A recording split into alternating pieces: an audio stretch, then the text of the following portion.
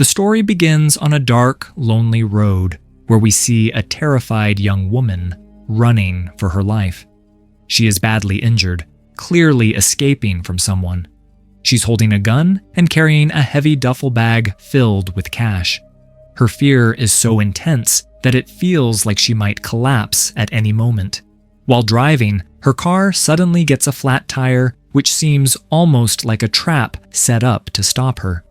Left with no choice, she takes her gun and the bag and starts walking down the deserted road on foot.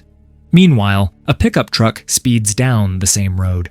Inside are 4 friends, John, Paul, Leonard, and Travis, on their way to a remote cabin for a hunting trip. They are laughing and chatting, unaware of the danger ahead. Suddenly, their truck hits the woman, killing her instantly. Shocked and panicking, they jump out to check on her, but realize it's too late. She's dead. Scared and confused, they discuss calling the police. But before they can decide, John notices the duffel bag packed with cash. His eyes light up with greed. He convinces his friends that the money could change their lives forever. According to him, there's at least $1 million inside. Paul is against the idea. He feels guilty and insists they should inform the police. However, John warns them that if the cops come, they might keep the money for themselves and blame the group for the woman's death. Slowly, John's words start to influence Leonard and Travis, who also don't want to end up in jail. Finally, they all agree to keep the money. Leonard asks John what they'll do with the woman's body, and John suggests they hide it in the woods near the cabin, split the cash, and then forget everything. They load the woman's body and the bag into their truck and prepare to leave. But before they can drive away, a police car suddenly arrives. The officer is actually searching for the same woman. John quickly tells everyone to stay calm so the officer doesn't suspect them. The officer first checks the woman's abandoned car, but finds nothing. No body, no bag. Then he approaches the friends and starts asking questions about the woman. John lies confidently, saying they haven't seen anyone and that they just stopped because their truck broke down. However, the officer starts getting suspicious, noticing that their truck looks brand new and doesn't seem broken at all. When he asks to inspect their vehicle, John refuses. The tension rises. Suddenly, John pulls out the woman's gun and points it at the officer. Everyone is terrified, begging John to lower the gun. But John shoots and kills the officer on the spot. The friends are in shock, unable to believe what they just witnessed. John tries to justify his action, saying the officer would have exposed them and ruined their lives. Now, they have no choice but to follow John's plan. Paul is deeply upset and feels trapped, but Leonard tries to calm him down, reminding him that it's too late to change anything now. Paul suggests they leave the officer's body there to make it look like the woman killed him before running away. They decide to drive to the cabin as planned. When they arrive, they find it isolated, surrounded by deep forest, the perfect place to hide their terrible secret. Paul withdraws into silence, overwhelmed by guilt. Meanwhile, Leonard and Travis start digging a grave to bury the woman's body. John, completely consumed by greed, secretly hides Paul's phone so he can't call for help or alert anyone. Then he starts counting the money, lost in his twisted excitement. In this moment, John has already crossed the line, showing how far he's willing to go for money, even to kill. As John counts the money inside the cabin, Paul is still struggling with his guilt. He can't stop thinking about his wife and daughter. Desperate to talk to them, Paul searches for his phone, but realizes it's missing. Suspicious and frustrated, he asks Travis for his phone so he can at least call home. When Paul finally gets through to his wife, she mistakenly thinks she's speaking to Travis and calls him by his name. John finds this strange, but doesn't say much. Paul's wife scolds him for ignoring her calls all day, but Paul lies, saying he's fine and will return home soon after the hunting trip.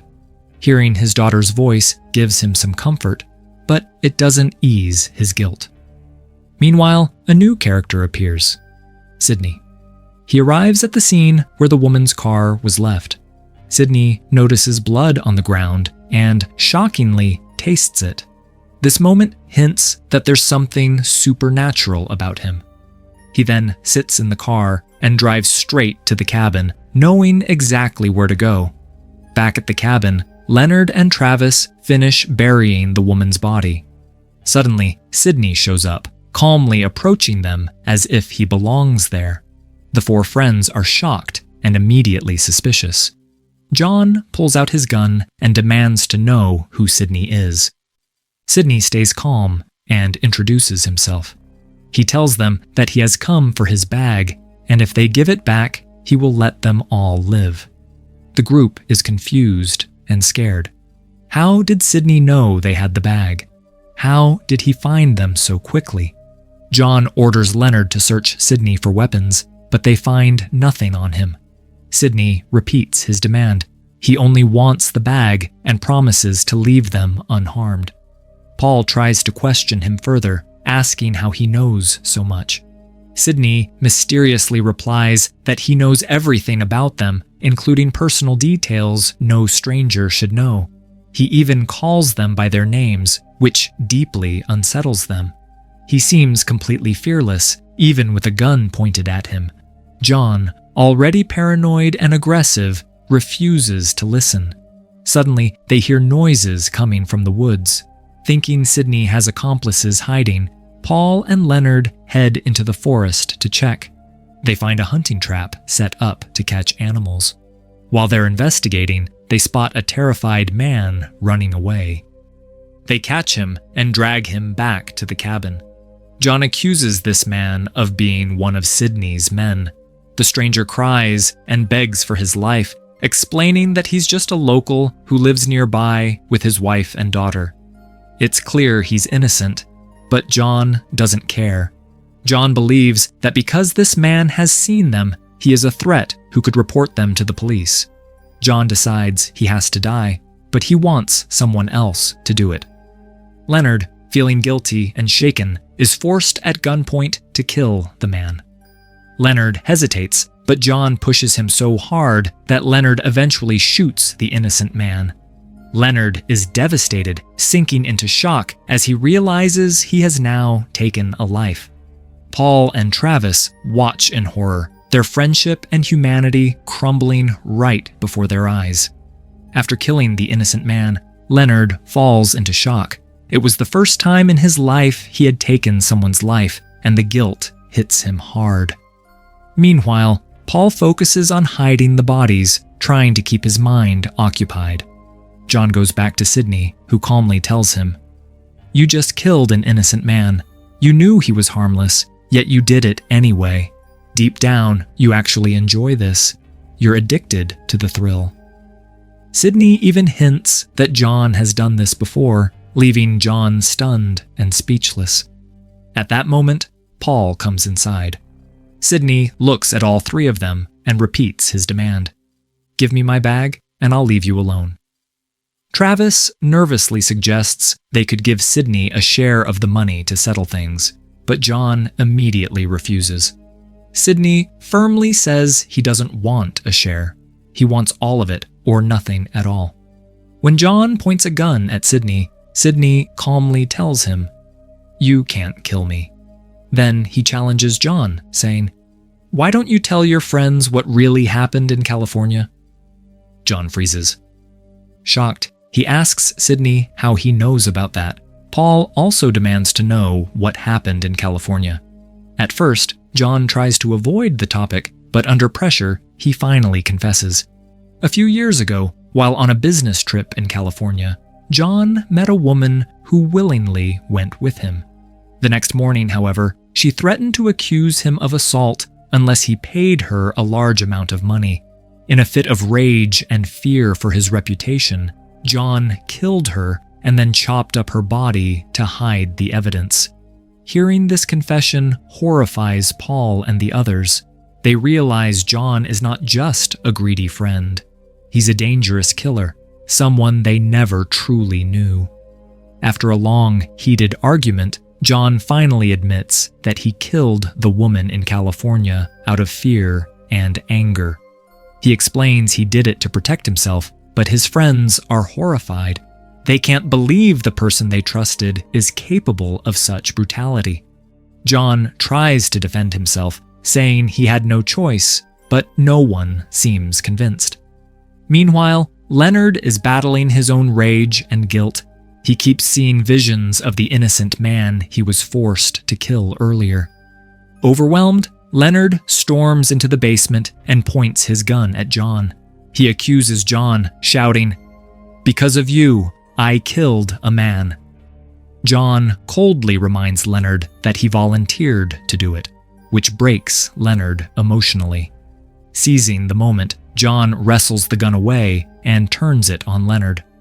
Paul and Travis rush in, trying to stop John, but when he refuses to back down, Travis hits John on the head with the gun, knocking him unconscious.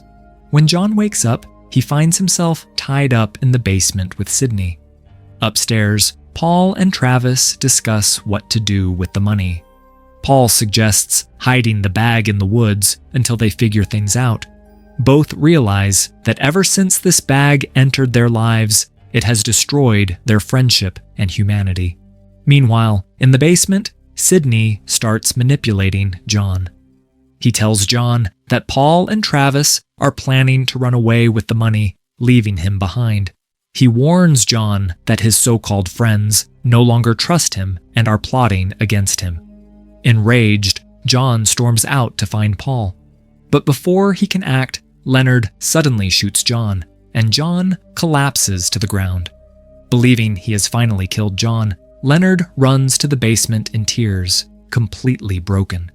Sydney looks at Leonard and coldly tells him there's no point in crying now. He reminds Leonard that he didn't want to kill that innocent man, but he did it anyway. And now he has shot his own friend.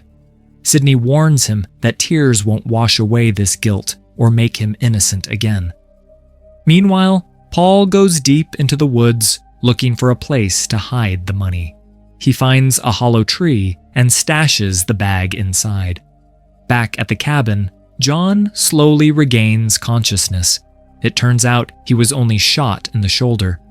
Realizing his friends have turned against him, he hides behind a tree, waiting for the right moment. In the basement, Sydney questions Travis, asking if he truly trusts Paul. Travis says he does.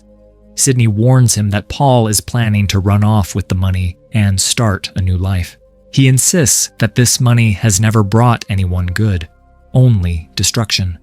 Travis angrily tells Sydney to shut up, but Sydney keeps repeating, "Just give me my money and I'll let you all walk away alive." Travis and Leonard don't fully understand Sydney's true nature yet, and they dismiss his words. As Paul makes his way back to the cabin, John suddenly steps out and points a gun at him. John demands Paul to take him to the hidden money, or he'll shoot. Paul, exhausted and broken, drops his own gun and says, "I'm done. If you want the money, I'll show you." John agrees without hesitation, since all he cares about is the cash. On the way, Paul cleverly leads John toward a path filled with hidden bear traps. Suddenly, Paul steps into one, and it snaps shut on his leg. He screams in pain, but John coldly takes Paul's gun and runs off without helping him. Wounded and desperate, Paul crawls back to the cabin and tells Leonard and Travis what happened. Leonard, moved by loyalty and guilt, insists that they can't just leave Paul to die like this. "He's our friend," Leonard says.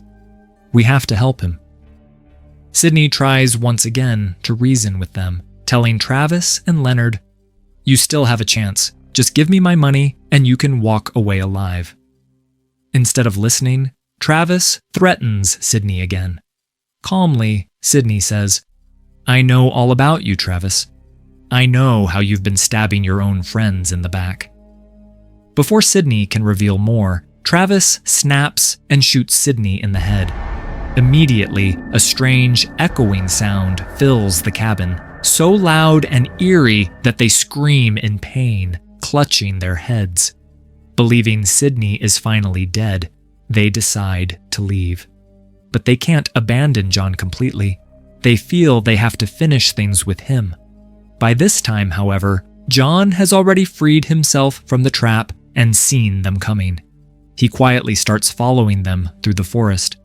Soon, they reach the hollow tree where Paul had hidden the money. On the way, John finds Paul's gun and arms himself again. During this tense moment, John suddenly asks Travis a shocking question. "Is your daughter really mine?" Travis hesitates, then admits she isn't. Furious, John shouts that he spent 7 years raising her without ever knowing the truth. Betrayed and broken, he points a gun at Travis's head, but chooses not to shoot. Instead, John coldly tells them, "We'll take the money and leave. After that, I never want to see your faces again."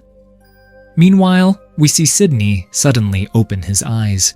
His wound completely heals on its own, revealing he was never truly human. He is immortal. Back at the tree, Leonard suggests they should go back and help Paul, but Travis insists Paul is probably dead by now. As they argue, John, hiding behind a tree, seizes the moment and shoots Leonard. Leonard collapses immediately, leaving Travis and John standing in shock. Leonard is shot and dies on the spot. Shocked, Paul hides behind a tree. Leonard tries to reason with John one last time, telling him, "We came here to help you. You're our friend." Leonard even throws down his gun to show he means no harm, and slowly steps out, holding the money bag. Paul begs him not to go, but Leonard still trusts John. As Leonard moves closer, he suddenly spots Sydney standing behind John. Startled, Leonard drops the bag. Confused and paranoid, John immediately shoots Leonard, killing him. Now, only John and Paul are left alive. Meanwhile, Sydney drags Leonard's body to a tree and draws his blood with a syringe. It becomes clear that Sydney is actually a vampire. As Leonard takes his final breaths, Sydney mocks him, saying, "Humans are like dogs fighting over scraps. I simply threw money among you, and you all turned on each other." While this happens, Paul takes advantage of a moment and shoots John. Believing he has finally killed Paul, John lowers his guard. But Paul is only wounded. When John approaches to grab the money bag, Paul fires another shot, killing John for good. Fatally injured, Paul realizes he won't survive either.